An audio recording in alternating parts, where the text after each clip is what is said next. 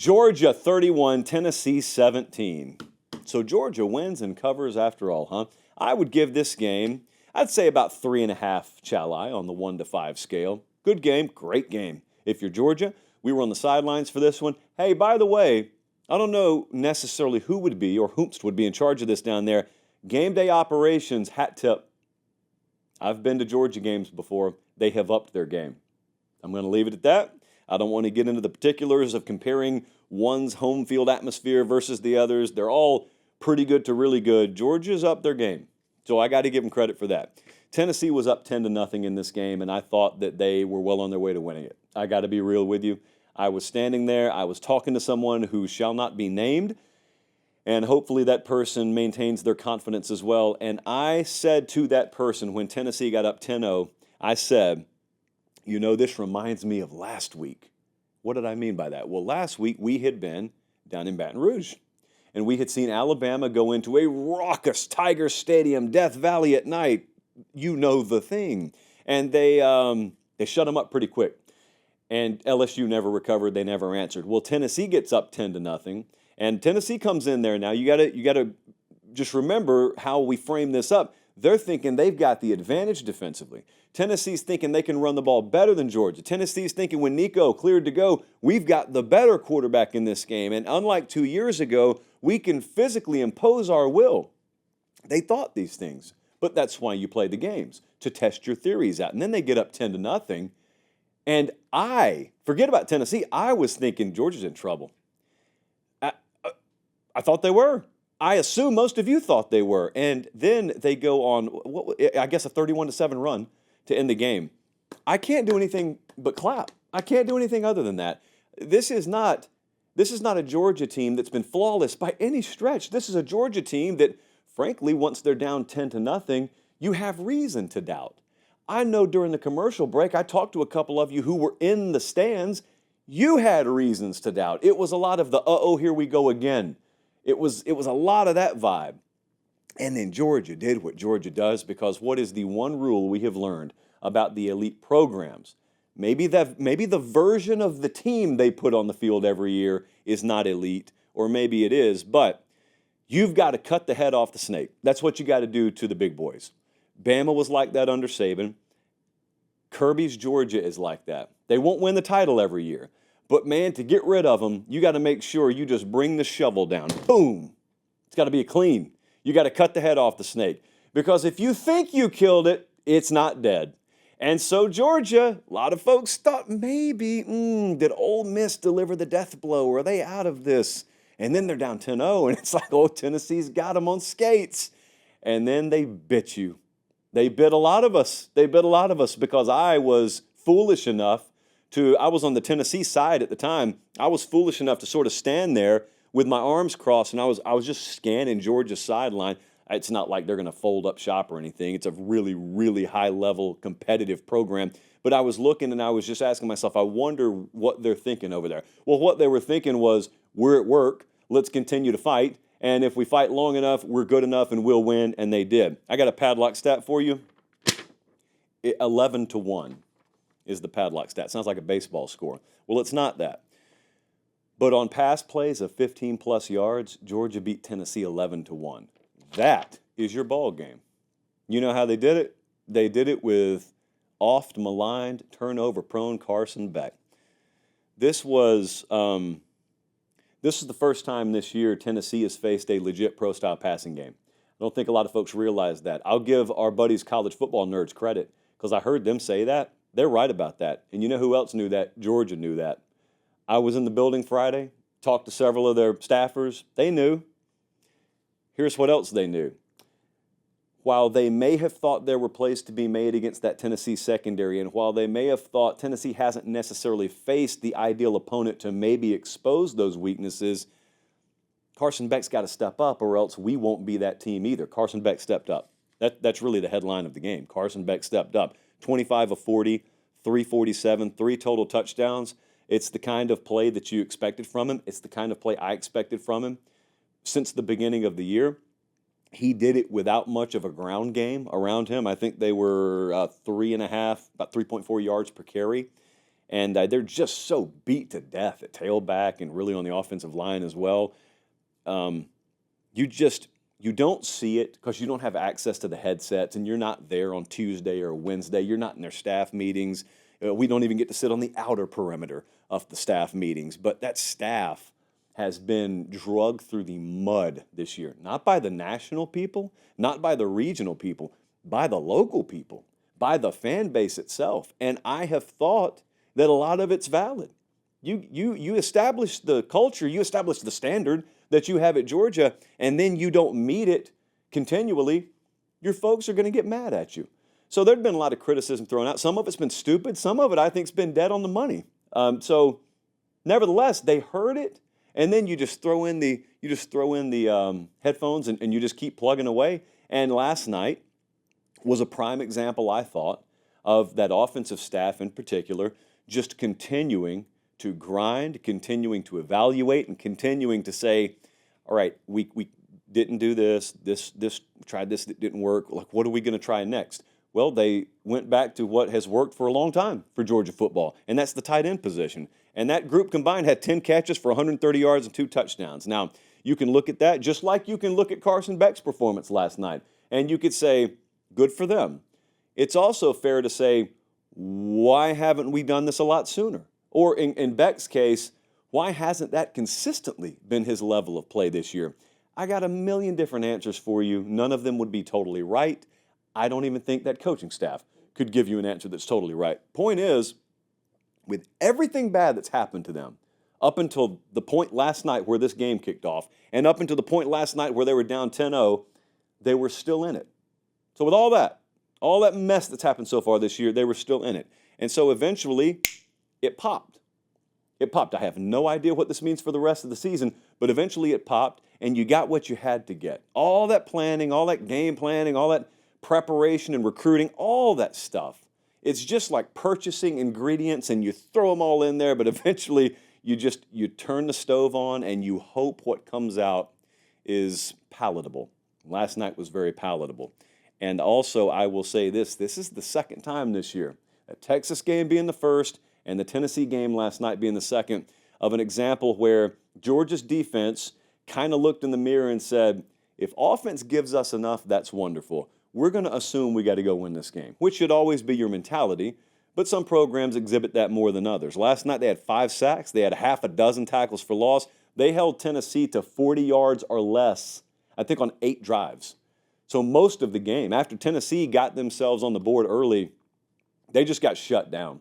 Man, it was impressive to watch from field level because Georgia's not necessarily playing with the kind of unit that they had 2021 or 2022 individually. But that doesn't matter if collectively they turn in the kind of performance they did last night. And I thought that it went a long way in reminding everyone, I guess, what that program's about, which is always my favorite thing to watch. It's my favorite thing to watch in individual sports, like in golf. In golf, I used to watch Tiger Woods a lot, and I'm not some golf aficionado, but you can clearly tell when Tiger Woods was on, he was lapping the field. But there would be Saturdays and Sundays, Tiger Woods clearly is struggling, and yet somehow he's bubble gumming and paper clipping his way to being in the final group on Sunday. And you're watching him and you're saying, I know this is far from vintage Tiger Woods, but that dude is so good that even his B- effort, even with all this going on, somehow he has still cobbled together an effort that has him in the hunt at the end. That's how I felt watching Georgia. Now, Georgia, if they were to heal up a little bit, would look a whole lot more like the previous versions of themselves, but that's not the reality right now. So the reality is they're doing it the best they can with what they have, and it's far from a perfect version, but even this version of Georgia, still good enough to be in it, still in the hunt, and I know that there are a lot of teams ranked ahead of them right now, but I want to remind you guys, I'm about to talk about Tennessee, don't you worry, but I want to remind you there were differing schools of thought on playoff expansion. And there were some people who said, oh, leave it at 4. I was one of them. There were a lot of other people who said expand it to 12, and I was not one of those. But they won and I lost, so we expanded to 12. But remember, one of the points of contention was, if you expand it to 12, what do you think you're going to get? And a lot of the expansion crowd thought that it would open the door for new blood. And a lot of people like me said, no, it will not. What you're doing is you're opening the door for someone. You are going to give a second or third chance to someone, but it's a whole lot more likely going to be a flawed Georgia team or a flawed Alabama team. And lo and behold, here we are. Whether it would be right or wrong, in the previous version of the playoff, Georgia's probably out of it. In this version of the playoff, Georgia's got themselves a prime seat at the table. Now, it is up to your perception of how all this is supposed to work, whether that's a good thing or a bad thing, but it is a thing. So just as we venture into these uncharted waters of the expanded playoff, understand you have given new life to programs. It's just the same programs that had already been there and have faltered, and you've given them new life. So I was in Athens all weekend. I would like to deliver a message to the expansionists, courtesy of Kirby Smart and his staff. Thank you. From them, through me, to you. Now, as for Tennessee, I'm around a big game every week. I'm around a lot of these programs. I'm around them all the time. You need to understand, it's a very, very strange vibe in major college football when a team loses a game, because it's like being around an environment after someone died. I'm not stressing this. This is not hyperbolic. If you've ever been around it, you know what I'm talking about. If you've been around the locker room, if you've been around the traveling party, if you're around the SIDs, like everybody has the body language and the temperament as if someone just passed away. And I've been in both environments, and trust me, they're very similar. No one's talking. No one's making eye contact with each other. Everyone's kind of looking down at the ground. And it's the beauty of winning, and it's equally as bad if you lose. So against that backdrop, I'm in Heupel's post-game press conference last night. Now, all these coaches know that you can't tell the truth about officiating or you will get fined, because you have to be accountable for your words, even if your words are about a group of people who will not be held publicly accountable for their actions. In this case, I am referring to officials. So Heupel felt like they got screwed pretty thoroughly last night on multiple fronts in the game. It's not the first time a coach has felt that they got the short end of the officiating stick. It happened multiple times across the country yesterday. But I just got to tell you how uncomfortable and tense it was in this whole post-game environment last night when, number one, a program has just lost a big game, so you already have that vibe going for you. And then Heupel is about as sore a loser as there is in college football. And I mean that as the ultimate compliment, because I cannot stand being around people who lose well. I've always thought it's pretty overrated. You can lose with class and dignity, yes. But the guys who kind of seem like they're okay or they're normal, oh, it'll be fine. When you lose, I've never been about that. I would prefer a guy to be an ultra sore loser. So I'm never mad at Heupel, because Heupel acts like I would act if I just lost. Very short, wants to get out of there as quickly as possible, has no real interest in talking to media. But then you add into that, they thought they got hosed on some calls last night. So I'm about to have Director Colin cue up a piece of video, but I want you to imagine all of this tension. It's already really uncomfortable. Someone's phone, I kid you not, goes off not once but twice in Heupel's post-game media conference, and the ringtone is the Georgia fight song. It goes off once, one of the Georgia staffers, and then it goes off again, and I'm pretty sure that they just chokeslammed some poor lady behind a curtain. I didn't see how it ended. But against all that, here is Josh Heupel in his post-game press conference. Roll it, Colin. Can you repeat that? Looked like his helmet popped off, so it was in a hand. SEC office. Next question. Can I get, what, did they give you an explanation of why it was called? Next question. Anything else for Coach? You want to ask about the 12 men on the field? I would, yeah. Okay.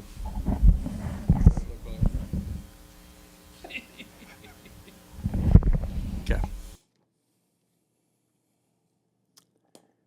Now, to his credit, Bill Martin, longtime friend of the program, SID at Tennessee, sees that things are probably going down a path they don't need to go. So Bill is steadily turning the wheel, but it's a very, very muddy road, so the car's not turning as fast as he wants it to. It was very awkward. It was very uncomfortable. That's kind of how losing is supposed to feel. But if you're listening on podcast and you couldn't see what was happening was the local, the assembled media beat there, they were asking Heupel about calls that went against Tennessee.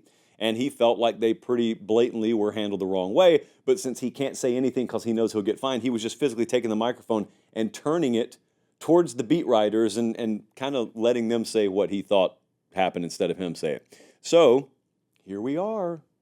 Tennessee loses, which was expected, at least based on point spread. Tennessee loses, Georgia wins. Got a big live crowd watching, by the way. Make sure you subscribe to the channel if you haven't already, because we do the show free. I'd love for it to remain free forever. You subscribing to the channel helps secure that. And it costs you nothing. I just ask that you do it to help us. So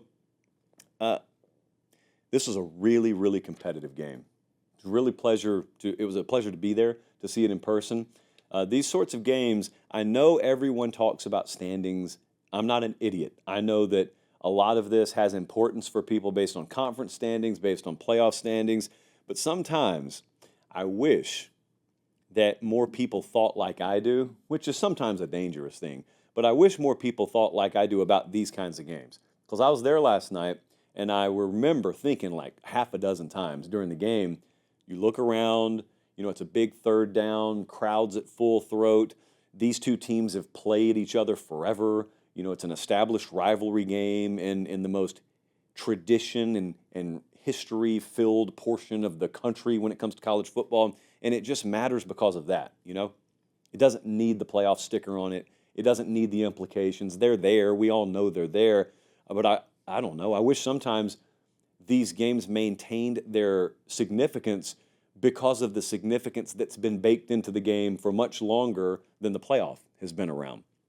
Another thing to keep in mind is that this is yet another domino that needed to fall in this whole two-loss SEC team mess, if you want to call it that is rapidly approaching. And Georgia now has beaten 3 of my top 15 teams in my own power ratings. Tennessee beat Bama a little while ago. Tennessee is a very, very good team that I still don't think has played their best football. So they're all going to be in this mix.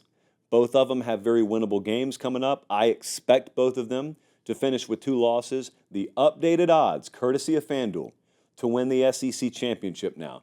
Texas, number 1, Alabama, number 2. If both of those teams win out, that's who's playing in Atlanta. At least that's the way it looks right now. If Texas, they just have A&M left, right, Jesse? Isn't that the only SEC game they have left? And then Alabama's got at Oklahoma this week, which is not a gimme game. They've got the Iron Bowl, which is not a gimme game in a year like this. But if those teams win out, they're going to Atlanta. And then Georgia is third at plus 300, and that's pretty much it. A&M is a distant fourth. But right now, FanDuel sees it as sort of a 3-team race. That leads us to another question. I'm not going to cap this right now, but that leads us to the other question of, obviously, we are likely to see at least one 2-loss team in Atlanta, perhaps a couple of 2-loss teams in Atlanta. Someone may suffer their 3rd loss in a conference championship game. How does the playoff committee handle that? I've heard some wildly differing theories on that. I've got my own. We'll see. Time will tell. And it could be that Texas just rolls and renders all of that moot. But I want to also thank everybody down at Georgia. They hooked us up. It was a great weekend. Scott Sinclair just turned the weight room over to us Friday, man. I was in there like 3 hours. I don't want to leave those places. And Georgia's got one of the best in the country. And so appreciate them, Leland, Mark, all the guys down there, Trey, that take care of us. Always nice to go back to my home state, and hadn't been there in a couple of years for a home game. So it was really, really nice.